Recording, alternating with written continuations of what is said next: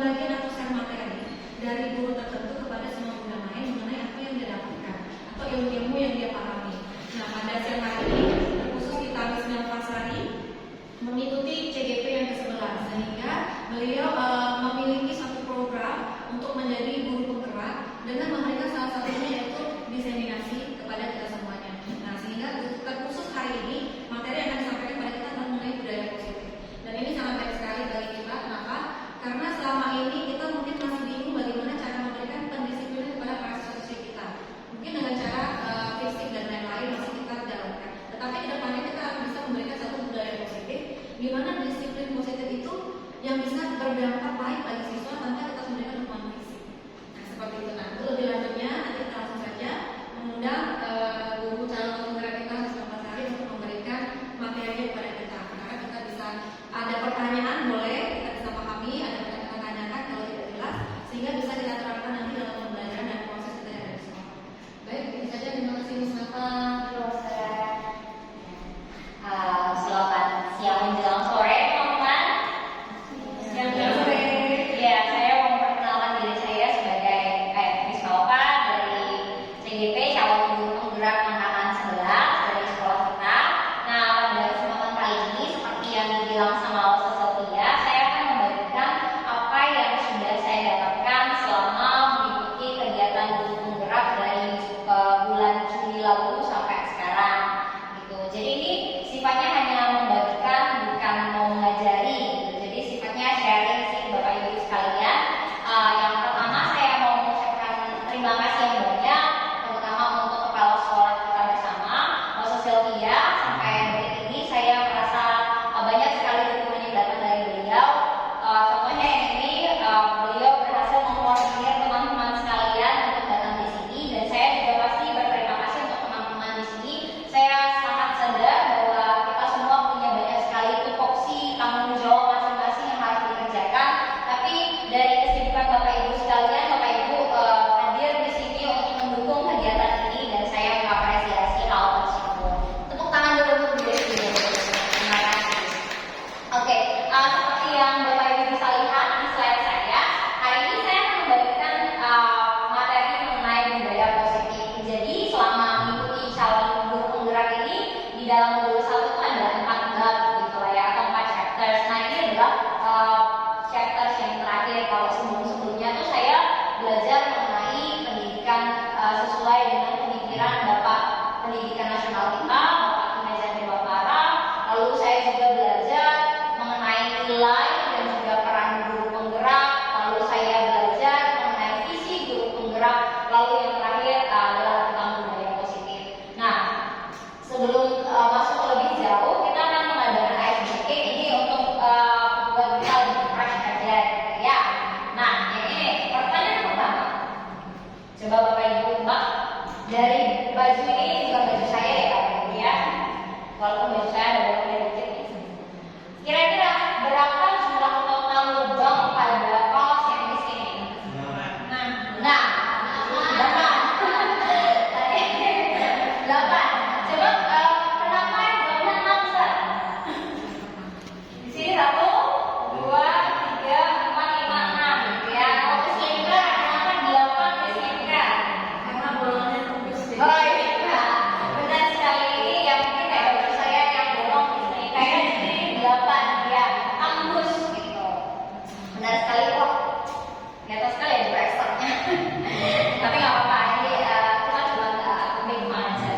Yang ini ada gambar pete, ada gambar sendal. Kira-kira apa ini? Tenis sandal. Wah, tenis sandal. Pete, tenis, terus sandal. Ini S-nya sandal yang jadi khas. Nah, apakah benar?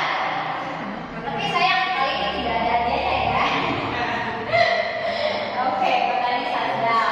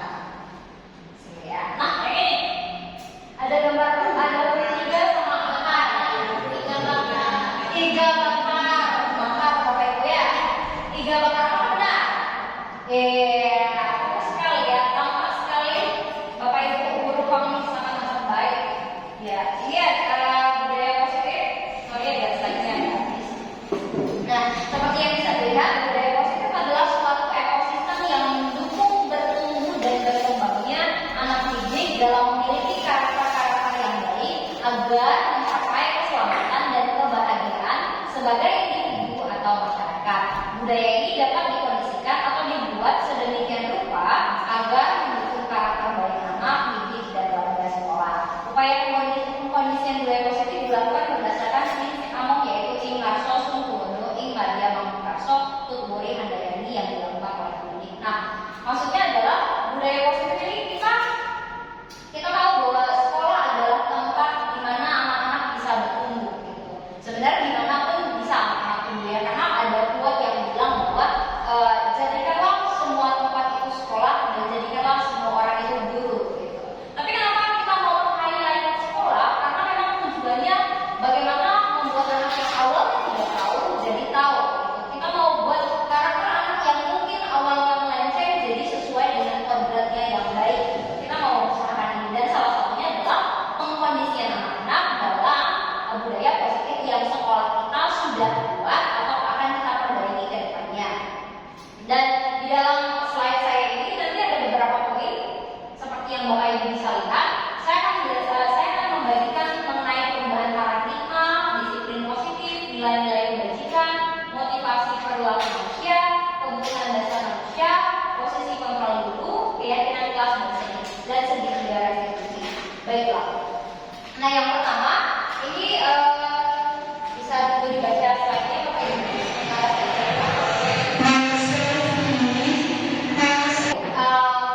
Sobekkan cari kertas kecil lalu tulis benda atau sesuatu yang sangat berharga di dalam hidup Bapak Ibu, dan setelah selesai nanti ditaruh di salah satu tangannya. Nanti teman yang di sebelahnya boleh menggenggam.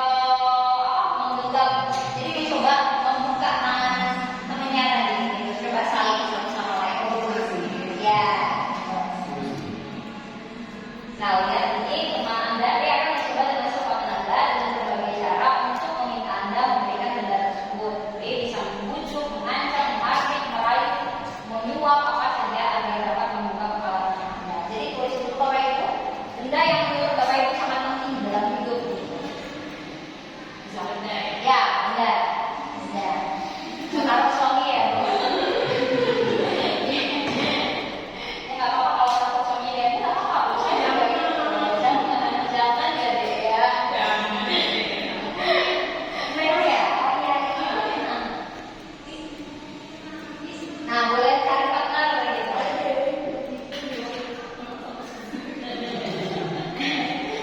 Saya curiga kayak gitu supaya ya. Sudah? Oke?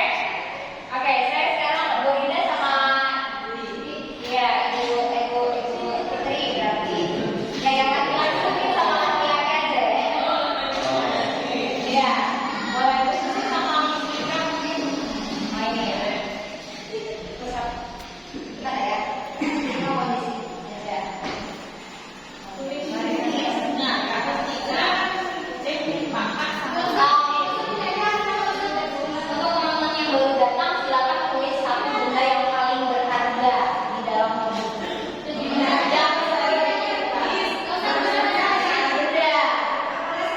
Yang telah suami ya. Kita belajar dulu ya. Berharga ya. Kalau orang sana nanti kejadian, jangan ya. Sudah, benda ya. Oke. Ya, silakan dibawa di salah satu tangan. Boleh nanti tangan kanan. Gitu. Nah, kita mau lihat apakah Bapak Ibu berhasil meraih barang yang sudah di dalam genggaman tangan temannya tadi. Ya, boleh langsung tolong tadi semuanya semuanya.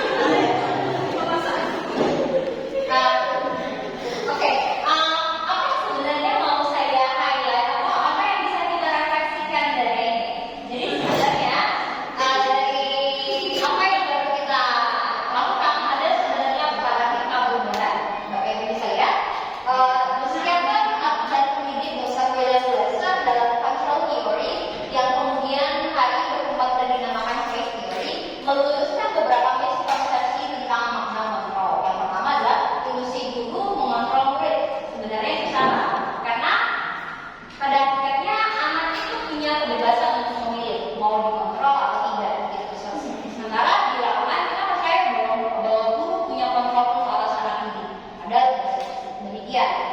Yang kedua, ilusi bahwa semua penguatan positif itu sifatnya efektif dan bermanfaat. Contohnya saat Bapak Ibu memberikan hadiah, ternyata itu tidak selamanya sifatnya efektif.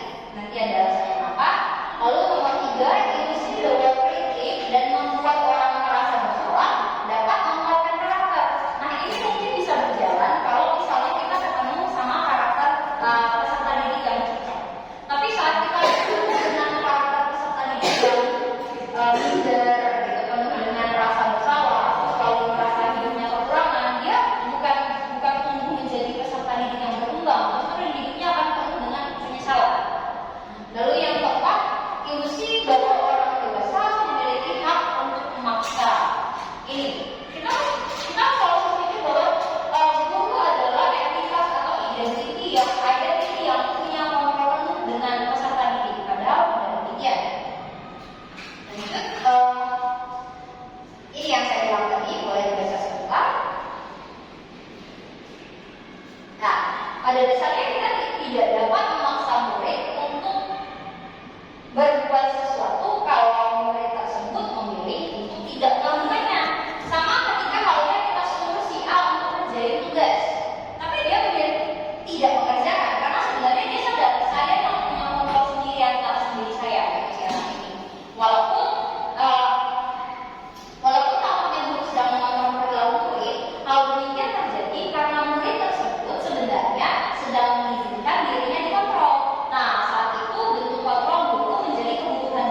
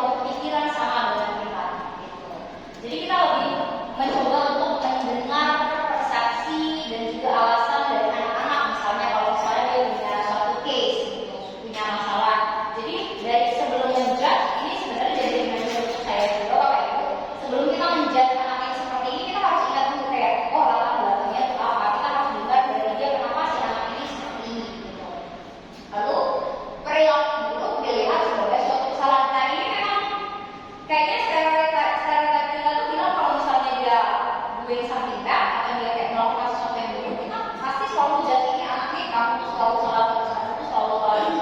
Padahal mungkin ada hal yang belum kita gali, kenapa dia membuat kesalahan tersebut, apakah dia sengaja, apakah dia tidak sengaja. Nah, hal itu yang harusnya kita gali terlebih dahulu sebelum memberikan judgment bersama anak kita. Lalu yang ketiga, orang lain bisa mengontrol saya. Sekali lagi sama seperti Bapak Ibu tadi, mau kayak gimana pun lawan Bapak Ibu bilang harus kasih barangnya, tapi kalau Bapak Ibu bilang enggak, itu dia tidak akan dapatkan. Mau Bapak Ibu kasih misalnya nih, saya mau kasih Miss Dewi duit 100 juta gitu, untuk memberikan barangnya, kalau dia nggak mau beli, biasa tidak akan dapatkan itu gitu. Sama kayak anak, kita udah ngomong kayak 24/7 setiap kali hal yang sama, tapi kalau dari dirinya sendiri itu tidak ada kemauan untuk berubah, I'm sorry, dengan sangat menyesal, ya itu akan jadi dengan pilihan dia. Tugas kita jadi sebagai guru itu bukan menuntut, tapi harusnya menuntut dengan beragam pendekatan. Nanti di akhir-akhir, nanti di slide selanjutnya ada ideal itu seperti apa. Lalu sama aja saya bisa mengontrol orang lain diri untuk dikontrol orang tersebut. Dan ini tidak berlaku untuk antara guru dan peserta didik, tapi untuk kita dan juga rekan kerja, kita dan juga untuk hubungan kita di sosial masyarakat. Gitu. Ada kan yang kayaknya kayak kalau dia ngomong terus kita harus selalu ikutin, saya selalu ikutin gitu. Itu karena sebenarnya kita yang sudah memberikan diri untuk didoktrin gitu. Kalau kita tidak memberikan diri kita untuk didoktrin, kita masih menimbang benar atau tidak gitu. Nah, ini pemaksaan ada pada saat tunjukkan gagal. Nah, yang harusnya idealnya adalah kolaborasi dan konsensus menciptakan keunggulan baru. Maksudnya adalah kita memaksa siswa, kalau misalnya kita gagal membujuk anak ini melakukan sesuatu, jadi lebih marah-marah, kita yang jadi tante ya Bapak Ibu ya. Ini saya cerita tentang diri saya juga sebenarnya. Jadi ada hal yang salah. Sebenarnya kalau misalnya kita gagal melakukan komunikasi dengan si anak, kita gagal mendapatkan tujuan kita ke anak, kita bisa memberikan dia pilihan yang lain, instead of memaksa. Karena kalaupun dia melakukan sesuatu yang akhirnya terpenuhi dengan kita, bisa jadi dia tidak belajar dari apa yang mau kita maksudkan ke dia, dan juga dia terpaksa tidak dengan hati yang gembira dan dengan sukacita. Nah, terus yang ini stimulus respon bilang model berpikir itu adalah menang dan kalah. Jadi terbiasa nih kalau misalnya di kelas itu kayak ya udah menang, aku menang kamu kalah. Padahal sebenarnya kayak kita melihat kalau menang itu ya apresiasi kita, dia udah melakukan yang terbaik. Kalau misalnya dia kalah, kita mau bilang kayak kalau kalian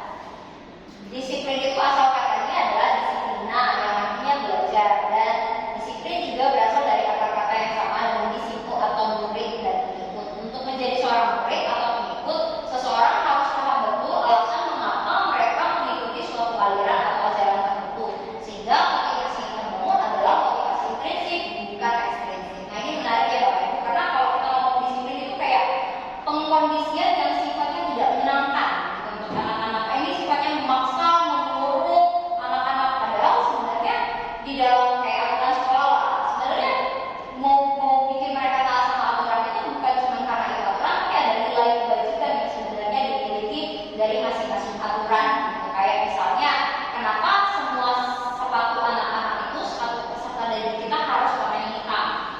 Itu bukan cuma di aturan kita ya, karena sebenarnya ada makna kesetaraan yang mau berangkat dari aturan itu gitu. Kenapa kalau misalnya di Bapak Ibu bayangkan ya, semua anak itu dibebaskan untuk pakai sepatu sesuai dengan warna kesukaan mereka gitu, terserah. Satu mungkin pakainya Skechers, satu lagi mungkin Diadora, satu lagi sepatu biasa. Bayangkan Bapak Ibu ya, anak kita ini pas waktu didik ini mereka belum matang gitu secara moral. Pasti nanti kayak sampai tua bilang gini, mami dia sepatunya 600.000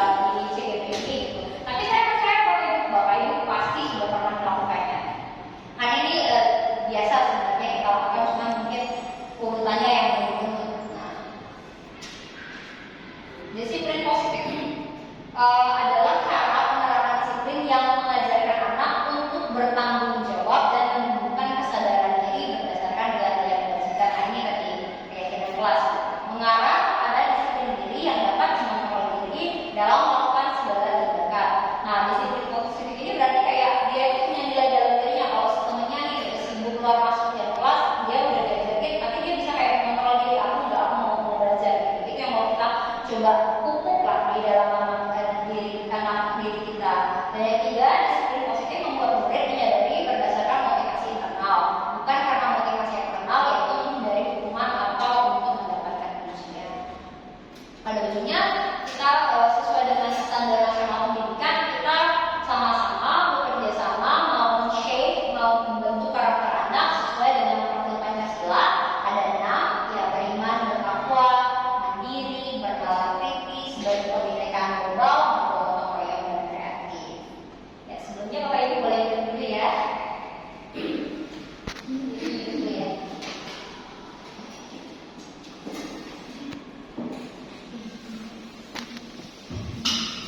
Ini yang tadi saya bilang tentang motivasi. Sebenarnya Bapak Ibu, sebelumnya saya minta maaf, ini istilahnya ada switch gitu karena saya pakai Canva pas double jadinya jadinya gini gitu.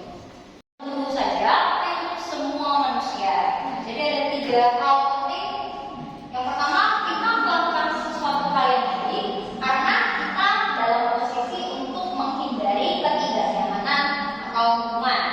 Misalnya nih, saya hari ini nggak ada jam belajar sebenarnya, tapi saya tetap datang sekolah karena kalau misalnya saya nggak datang sekolah nanti di SP. Nah, kira-kira gitu. Nomor kedua adalah untuk mendapatkan imbalan atau penghargaan dari orang lain. Jadi kita melakukan sesuatu yang baik karena kita expect, kita berharap supaya kita tuh diapresiasi. Kayak misalnya nih, hari ini saya nggak ada jam belajar, tapi kalau saya datang nanti saya akan dapat bonus lebih, gitu, dapat insentif lebih. Nah, itu motivasi yang kedua. Lalu yang ketiga, untuk menghargai diri sendiri dengan nilai-nilai yang mereka percaya. Jadi misalnya nih, kayak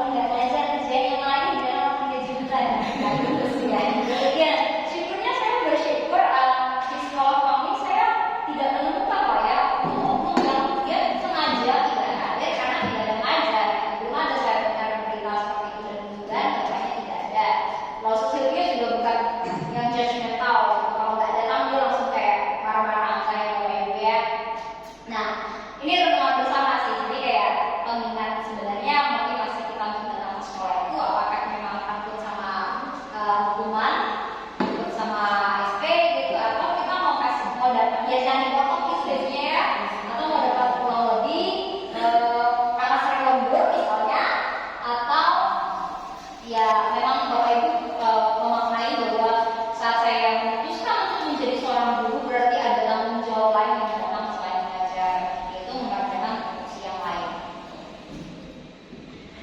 Oke. Nah ini yang tadi sama sih. Menurut Bapak Ibu dari ketiga jenis motivasi tadi, yang hukuman, penghargaan, sama memahami nilai diri, sebenarnya menurut Bapak Ibu anak-anak kita datang ke sekolah itu yang mana sih? Coba, ada yang mau bersuara mungkin? Kenapa mereka datang ke sekolah? Biar dapat apa namanya? Biar jalan hidup kah? Atau kayak biar mampu lapangnya senang kah? Atau sebenarnya dia udah sadar sendiri? Atau dari tiga-tiga aja? Kira-kira Miss Fitri mungkin memaknai anak ya dari kita sebagai seorang guru BK gitu.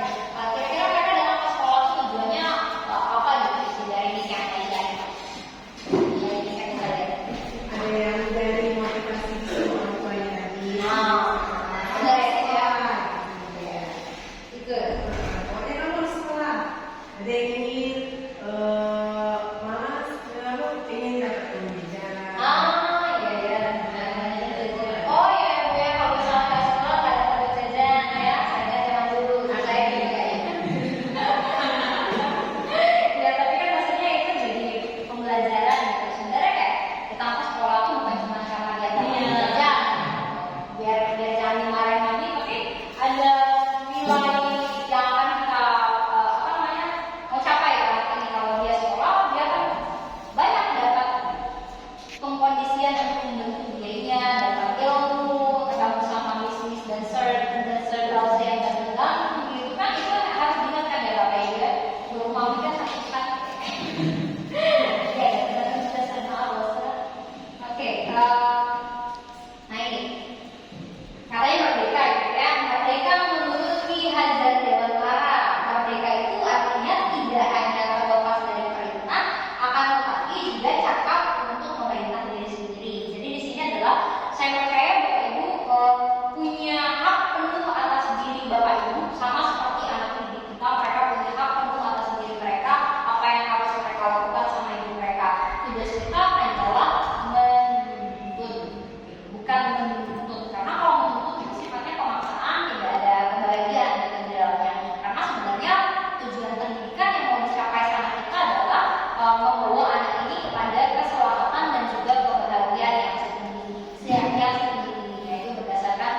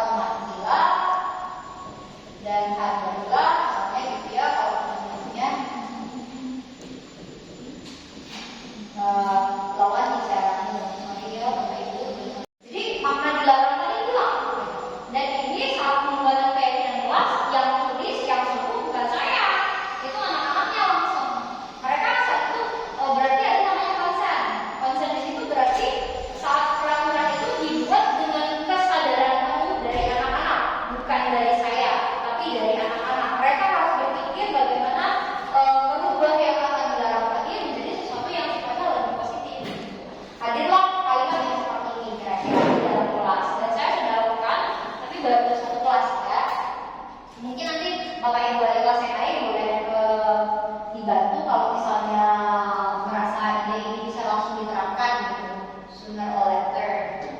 Dan kemudian saya kayak tadi aja mundur. Nah ini dari pembahasan kami kemarin di jam saya mendapatkan 10 keyakinan kelas. Jadi kalau Bapak Ibu kebetulan ada jam belajar di sana, boleh lihat di atas papan tulis ini udah dibuat sama mereka. Nah, tantangan selanjutnya yang muncul adalah kita tahu peserta didik kita ini dalam fase labil gitu. Jadi kadang-kadang mereka bisa taat, kadang-kadang mereka bisa juga jadi rebel. Tapi tugas dulu adalah kembali lagi saya ingatkan menuntun. Kalau hari ini mereka tidak baik, kita berarti kayak tugas kita ya menuntun dia. Kalau misalnya besok masih tidak baik juga, pokoknya tuntun aja terus sampai dia mendekati kodrat yang lebih baik gitu. Ini dokumentasinya dan ditandatangani sama mereka. Dan respon dari salah satu anak, perasaan saya terhadap pembuatan kreatif di kelas ini sudah pastinya sangat senang karena dapat bermusyawarah bersama teman-teman saya dan juga beserta. Mengapa menurut saya keyakinan kelas ini penting? Karena keyakinan kelas ini dapat membantu kita menjadi sekolah yang baik dan disiplin. ya gitu. Jadi kenapa keyakinan kelas ini lebih dimaknai positif sama positif?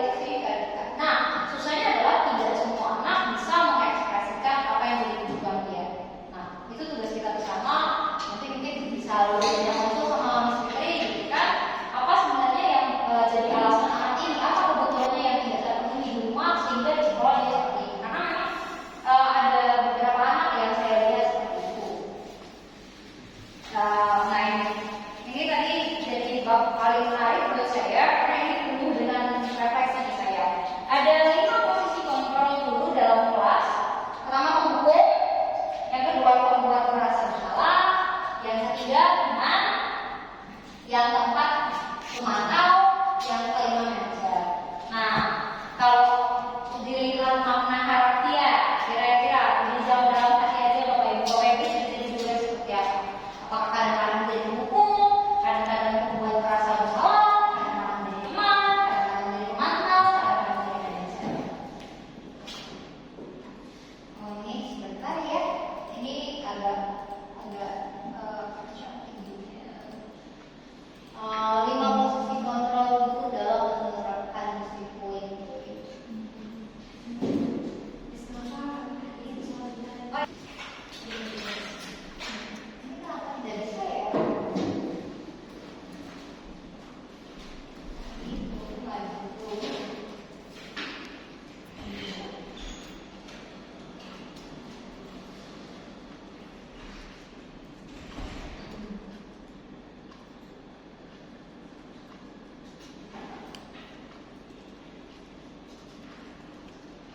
Ini bahannya dari CGP ya, kayak ini. Agak panjang. Boleh kita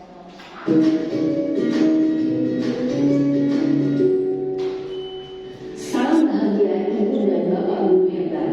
Dalam penerapan disiplin positif restitusi, salah satu program yang dikembangkan adalah 5 posisi kontrol. 5 posisi kontrol dalam restitusi adalah proses perjalanan seorang pendidik agar dapat mengenali dirinya. Pada video kali ini, kita akan membahas tentang 5 posisi kontrol yang disediakan oleh gaya dosen dan contoh penerapannya.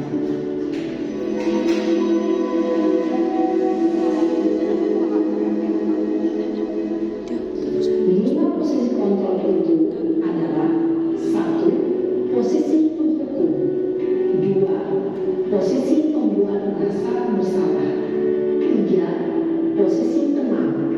4. Posisi pemantau atau monitor. Dan 5. Posisi manajer. Untuk lebih memahami 5 posisi tersebut, mari kita saksikan kasus Nael yang terlambat hadir 20 menit di sekolah dan melihat bagaimana kelima posisi kontrol dalam menghadapi masalah tersebut.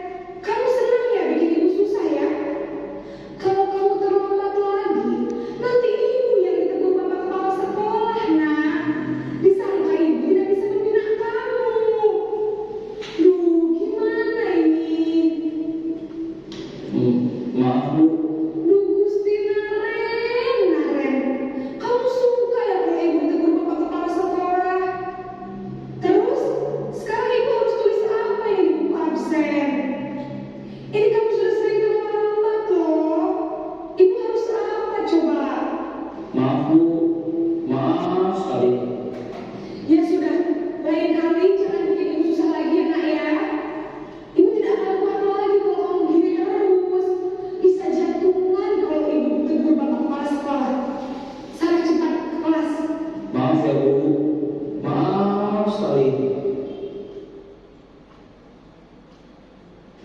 Posisi pembuat rasa bersalah berbicara dengan nada tenang, cenderung lembut, namun kata-kata yang diutarakan membuat murid merasa menjadi orang yang gagal, memandang buruk dirinya sendiri, merasa tidak berharga, dan tidak sanggup membahagiakan orang lain.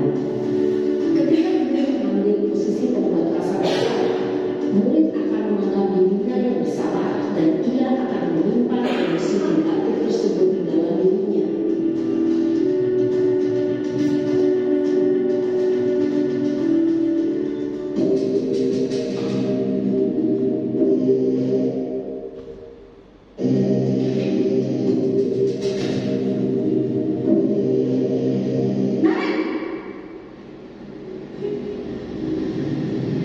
Selamat pagi Bu.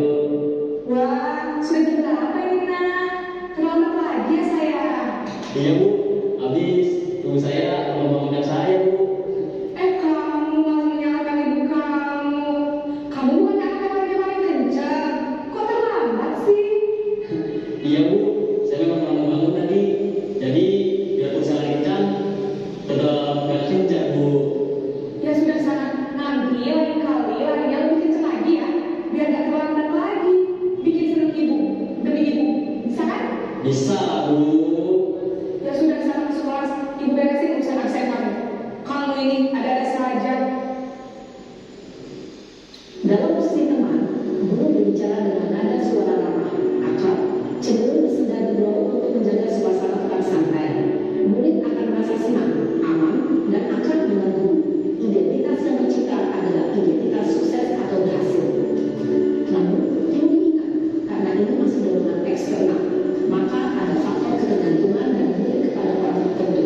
Di sini, guru absennya, sehingga di lain waktu, murid bisa berperilaku baik, namun hanya pada orang-orang tertentu saja.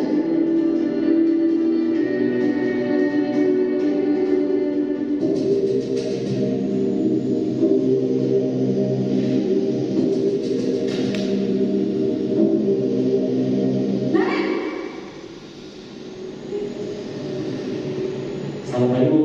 Nah, apa peraturan sekolah kita tentang jam berapa kita harus masuk sekolah, Nak? Kita harus di sekolah jam 7 Bu. Iya betul, sekarang sudah jam 7.20. Nah, sudah tahu konsekuensinya jika lambat hadir.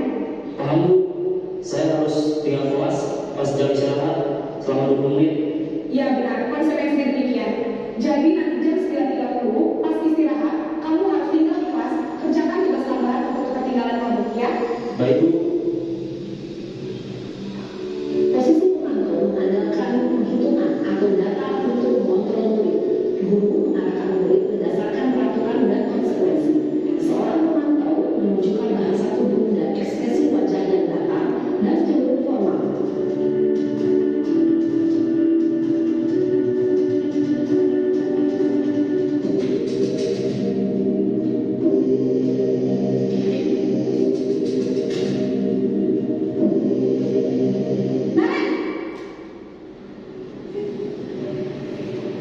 Selamat pagi Bu.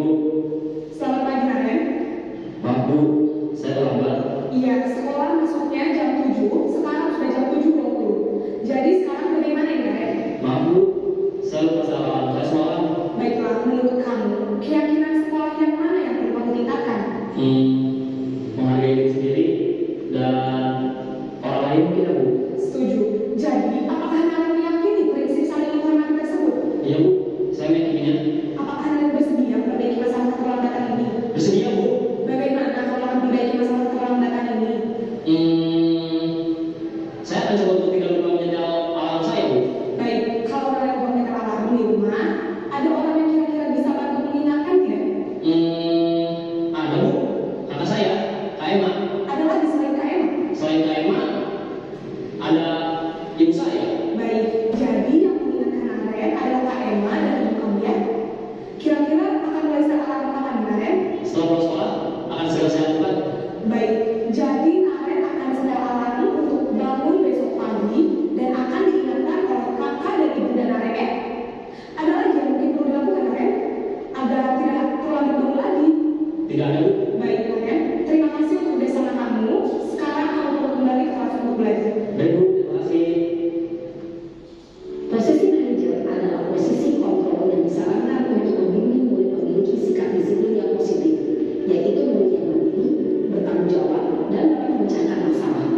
Tujuan dari posisi ini adalah agar murid dapat berefleksi atas tindakannya.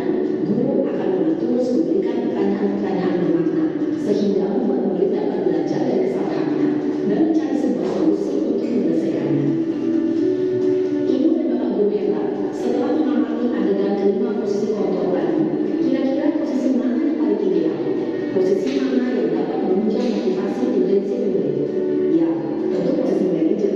Posisi ini memang posisi ideal dan ini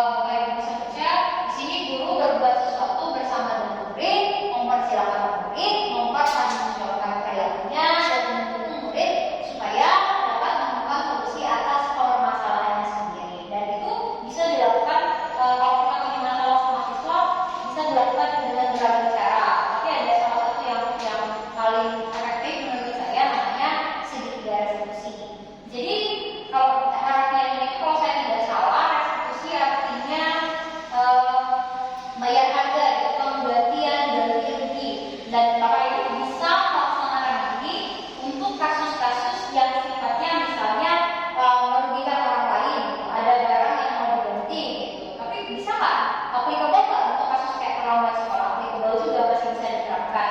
Nah, apa yang dimaksud dengan segitiga restitusi? Saya baca, restitusi juga adalah proses kolaboratif yang mengajarkan murid untuk mencari solusi untuk masalah dan membantu murid berpikir tentang orang seperti apa yang mereka inginkan dan bagaimana mereka harus memperlakukan orang lain. Jadi kalau misalnya kita sudah berhasil jadi manajer di kelas kita, harapannya kita bisa melaksanakan segitiga restitusi ini di dalam pembelajaran kita dan bahkan keseharian kita dengan rekan-rekan kerja untuk orang lain. Kenapa dibilang segitiga restitusi? Karena dia melibatkan 3 elemen penting gitu. Yang pertama, menstabilkan identitas. Yang kedua, validasi tindakan yang salah dan menanyakan keyakinan masing. Nah, misalnya kalau saya coba ini lah ya.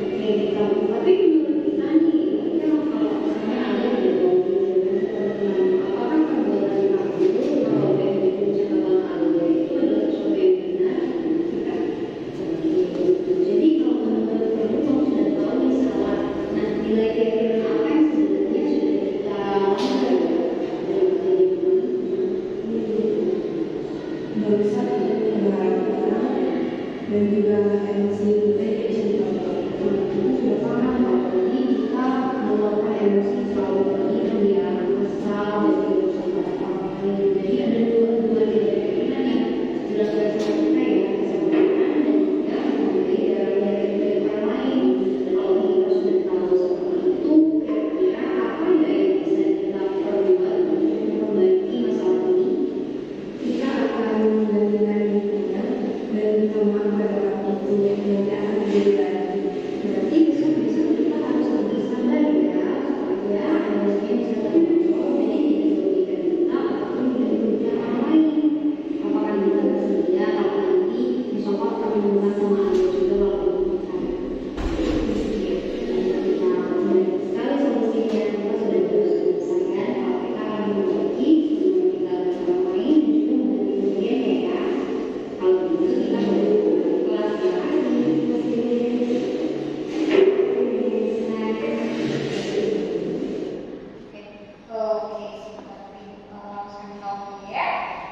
Nah, video tadi adalah reka restitusi. Ceritanya Gita ini merobek catatan temannya yang lain. Jadi si Gita tuh mau pinjam catatan si Alia. Nah, si Gita ini merobek catatan si Alia karena si Alia nggak mau pinjemin catatannya. Gitu kayak, ngapain sih pinjam catatan aku? Kayak karena si Gita yang kesel disobek lah catatannya. Nah, akhirnya saya panggilan si Gita ini untuk di follow up. Katanya, nah ada namanya bagian menstabilkan identitas.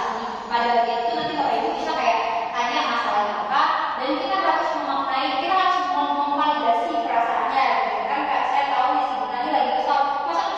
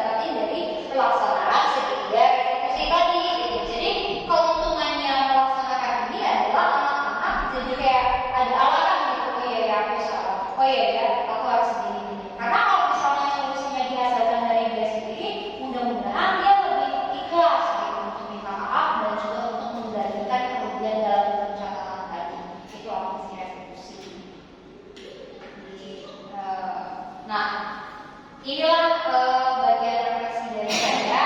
Mudah-mudahan nanti seiring berjalan waktu, kalau misalnya saya ada salah, Bapak Ibu tolong dikoreksi gitu. Kalau yang di bagian sama jadi kembali, saya merasa kayak wah kurang nih. Waktu bahasa ini kayak saya merasa jadi manusia lagi berdosa ya, karena aku jadi kayak menghukum aja, kayak jadi apa namanya, jadi membuat merasa bersalah aja. Ternyata ada manusia lain yang sebenarnya lebih ideal, yaitu manajer. Walaupun saya udah pernah jadi manajer, tapi mungkin maksudnya adalah kayak mana jadi manajer terus gitu kan, kayak lebih ideal. Sama kayak restitusi tadi, sebelumnya saya udah pernah lakukan restitusi, tapi mungkin tidak yang diidamkan dari segi restitusi tadi. Nah, mungkin ataupun teman-temannya yang tidak mampu mendapatkan penghargaan, karena sekali lagi kalau Bapak Ibu mau pakai penghargaan itu mungkin akan berhasil kalau tujuannya jangka pendek. Kalau jangka panjang kayaknya kurang berhasil Bapak Ibu. Jadi lebih daripada memberikan penghargaan, kita mau tanamkan nilai gitu ya. Nah, kalau nilai yang bagus ya itu kan sebenarnya bukan karena dapatnya dia top, enggak. Lalu modul ini juga menyadarkan saya bahwa selama ini posisi kontrol yang sering saya lakukan adalah sebagai pendukung, pemantau dan teman saya yang menangani masalah murid gitu. Jadi modul ini ngajarin saya, oh besok-besok jadi manajer ya, jangan jadi tukang hukum terus gitu. Yang ketiga adalah menyadarkan saya saat menangani masalah murid dengan menggunakan segitiga restitusi agar anak tidak merasa bersalah berlebihan. Karena ini ada anak yang memang kayak kalau dia salah dia kayak dendam terus kayak besok-besok kayak dia merasa jadi entity yang gagal gitu. Nah kalau segitiga restitusi itu kayak kita membuat si anak ini bisa kembali ke lingkungannya dan lebih positif karena dia sudah menyadari kesalahannya dan dia bisa menemukan solusi atas permasalahan